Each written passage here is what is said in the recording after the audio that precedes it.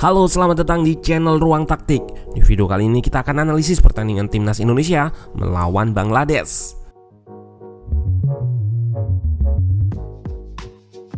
Pertandingan ini merupakan pertandingan FIFA Matchday dalam rangka persiapan kualifikasi Piala Asia yang akan diadakan minggu depan.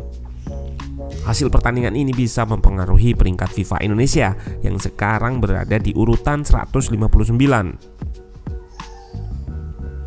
Berstatus sebagai tuan rumah dengan kedatangan penonton, Indonesia gagal meraih hasil positif dan harus puas bermain imbang tanpa gol. Apa yang membuat Indonesia gagal mengalahkan Bangladesh yang peringkatnya jauh di bawah Indonesia? Di analisis ini kita akan fokus serangan Indonesia. Let's go, kita bahas sama-sama. Di atas kertas, Sinteyong menggunakan formasi 4-2-3-1. Indonesia nggak diperkuat 3 pemain andalan STY pada Piala AFF kemarin. Egy Maulana Fikri masih berkutat dengan cedera lutut. Witan Sulaiman dan Ricky Kambuaya juga absen lantaran baru menikah. Pos gelandang serang diisi oleh pemain yang terakhir membela timnas pada tahun 2019, yaitu Stefano Lillipali. Indonesia mencoba membangun serangan dari bawah secara konstruktif. Sementara Bangladesh bermain reaktif dan menerapkan garis pertahanan rendah, mempersempit ruang kecil di belakang bek. Ketika bek tengah Indonesia menguasai bola, nggak ada pressing dari pemain depan Bangladesh.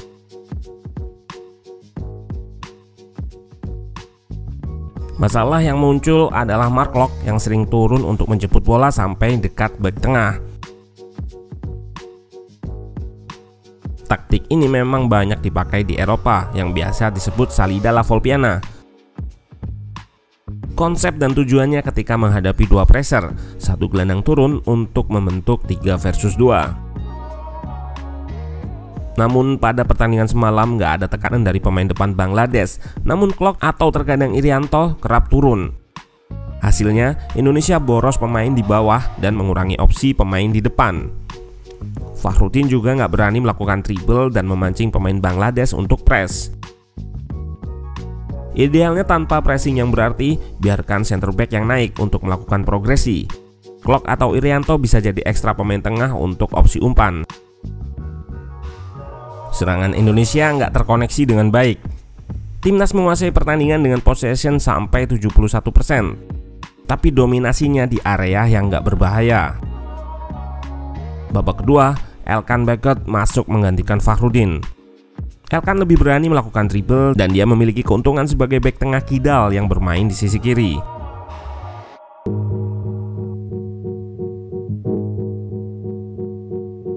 Elkan bisa passing ke antar lini atau langsung melakukan switch play dengan kaki kirinya. Menghadapi pertahanan rendah, switch play harus banyak dilakukan untuk menggeser lawan dan membuat ruang. Peluang Indonesia pada awal babak kedua bermula dari switch Elkan. Pemain Bangladesh dipaksa untuk bergeser dan akhirnya ruang tercipta untuk Irianto.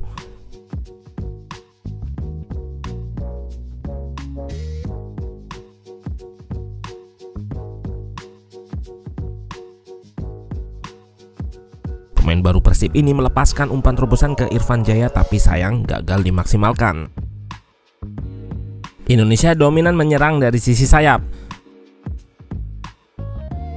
Skema ini memaksa fullback Bangladesh keluar sehingga tercipta ruang di half space.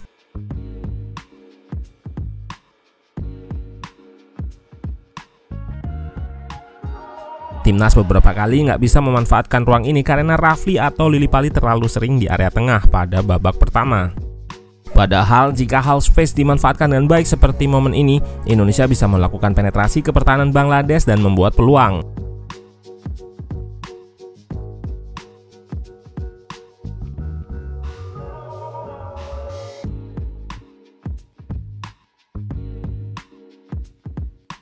Crossing menjadi salah satu skema yang sering dilakukan Indonesia untuk membuat peluang.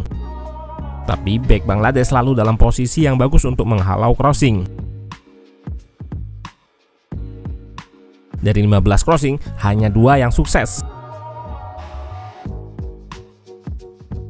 Jika melihat performa individu, Sadil Ramdhani patut diberi pujian. Ia terlibat dalam 2 peluang bagus Indonesia dan mencatatkan banyak umpan kunci dan dribble. Berawal dari switch Arhan, Sadil bisa menemukan ruang di antara 2 pemain Bangladesh untuk melepaskan tembakan. Peluang emas Lily Pali juga berasal dari umpan terobosan Sadil.